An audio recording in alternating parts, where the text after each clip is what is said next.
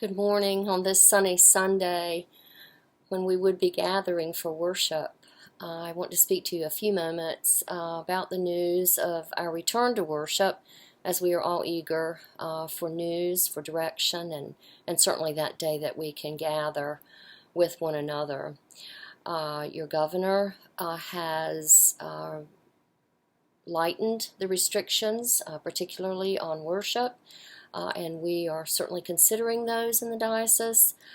But as Episcopalians, our main direction, certainly our overriding direction, comes from our bishop. Bishop Haynes has gathered a committee of laity and clergy, both from the larger parishes and the smaller parishes.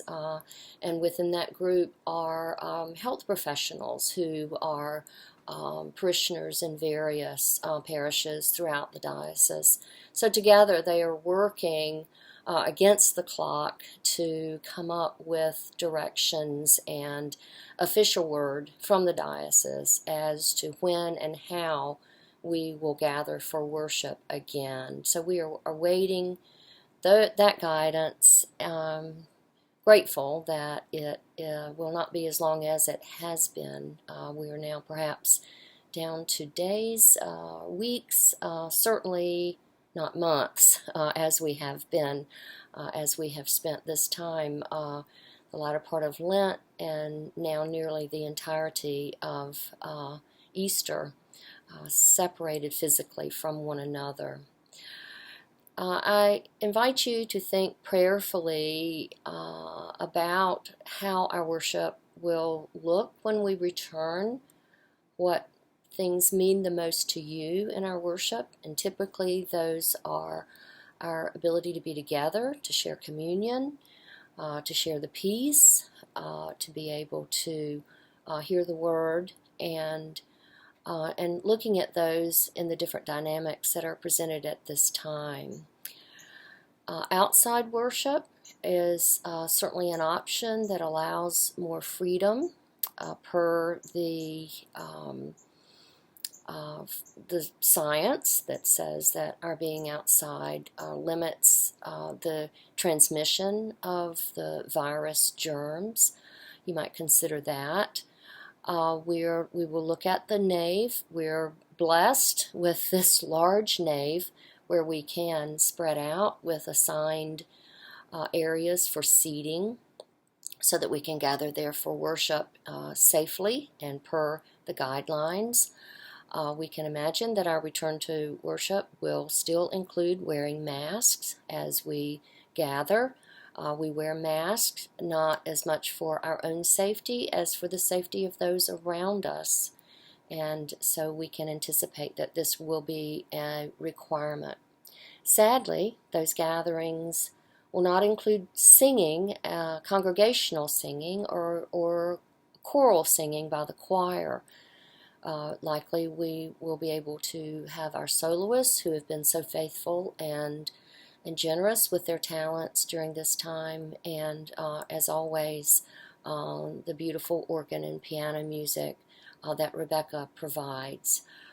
But science certainly confirms that singing, particularly when we sing as we are taught to sing, by gathering all of our breath and putting it forward in song, that projects our spittle for even a further distance and will be unsafe for us as we are gathered for worship.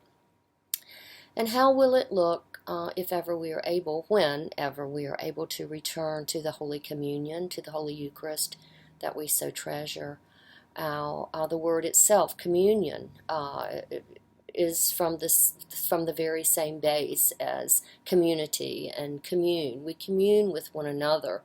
We are gathered together. The thing that makes Holy Communion so very meaningful is to be able to kneel, to gather together, elbow to elbow, with strangers, with those we don't know well, perhaps with those with whom we have an argument of some sort, and yet we can gather together at that communion rail and share the holy food and feel that sense of peace in our hearts and that sense of community with those around us.